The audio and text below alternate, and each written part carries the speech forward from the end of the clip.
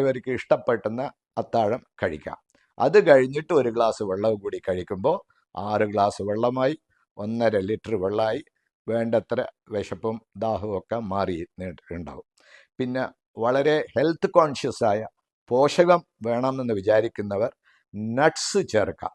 അത് കഷ്യൂ നട്ട്സ് ആവാം, ബദാം ആവാം, വാൾനട്ട്സ് ആവാം, എല്ലാം പോയിട്ട് നമ്മുടെ സാധാരണ ഗ്രൗണ്ട് നട്ട്സ് ആയ നിലക്കടല അതും ആവാം. പിന്നെ പോഷകത്തിൽ മുൻപന്തിയിൽ നിൽക്കുന്നത് തൈരാണ്. തൈര് ഇഷ്ടപ്പെടുന്നവരും തൈര് ദഹിക്കുന്നവരും ഒരു കപ്പ് തൈര് ഒന്നിക്കൽ കിടക്കാൻ നേരത്ത് അല്ലെങ്കിൽ അത്താഴത്തിന് കഴിക്കാം. Very high quality protein, high quality calcium, അതിൻ്റെ പുറമെ വയറ്റിലെ അസുഖങ്ങൾക്കുള്ള മാറുന്ന പ്രോബയോട്ടിക്സ് കൊണ്ട് സമ്പന്നമാണ് തൈര്. അതുകൊണ്ട് തൈര് ചേർക്കുന്നത്, അധികം പുളി ഇഷ്ടപ്പെടാത്തവർ ഹാറ്റ്സൺ പോലത്തെ പുളി കുറഞ്ഞ തൈരുകളുമുണ്ട്, അതും കൂടി ചേർക്കുന്നത്. ഇതിലുപരി ഇനി ഓരോരോ വിവിധ ഘട്ടങ്ങളിൽ എങ്ങനെയാണ് നോമ്പ് തുറക്കേണ്ടത് എന്ന് പറഞ്ഞുതരാം.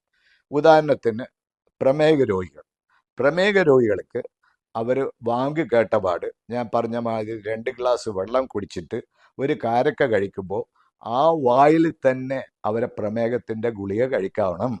അത് കഴിക്കുമ്പോൾ ഒരു 20 മിനിറ്റ് പിടിക്കും അത് ദഹിച്ച് വരാൻ. അപ്പോഴത്തേക്കും നമ്മളെ ഭക്ഷണം അങ്ങ് ചെല്ലുമ്പോൾ ഭക്ഷണം ന്യൂട്രലൈസ് ആയി പോകും. രാത്രി ഓട്സ് അവർക്ക് നല്ലതാണ്.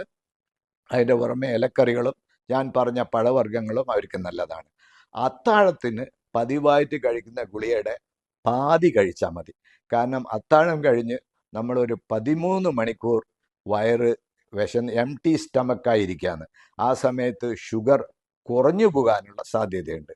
ഇനി നോമ്പ് നോക്കുമ്പോൾ തന്നെ നമുക്ക് ഇടയ്ക്ക് ക്ഷീണം വരികയാണെങ്കിൽ നമ്മൾ ഗ്ലൂക്കോമീറ്ററിൽ ഒരു തുള്ളി രക്തമെടുത്ത് ടെസ്റ്റ് ചെയ്യാവുന്നതാണ്. അപ്പം എൻ്റെ അഭിപ്രായം, ഞാനൊരു മതപണ്ഡിതനൊന്നുമല്ല, പക്ഷെ ഒരു വിശ്വാസിയാണ്. പക്ഷെ ഒരു തുള്ളി രക്തം എടുക്കുന്നതുകൊണ്ട് നോമ്പ് മുറിയുമെന്ന് തോന്നുന്നില്ല.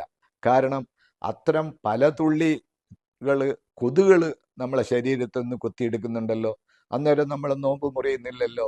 ആ നിലക്ക് ഇത് എടുക്കുന്നതിൽ തെറ്റില്ല. ഇനി BP-യുടെ, ഹൈപ്പർ ടെൻഷൻ്റെ, അവർ പതിവായിട്ട് കഴിക്കുന്ന ഗുളികകളെല്ലാം തന്നെ കഴിക്കാം. ഇടയ്ക്ക് പോയിട്ട് ഡോക്ടറെ കൊണ്ട് ഒന്ന് BP ചെക്ക് ചെയ്യിക്കാം. പിന്നെ കൊളസ്ട്രോൾ ഉള്ളവർ, യൂറിക് ആസിഡ് ഉള്ളവർ, തൈറോയിഡ് ഉള്ളവർ, അതുവരൊക്കെ നിർബന്ധമായിട്ടും ആ പറഞ്ഞ ഡോസുകൾ പോലെ കഴിക്കണം.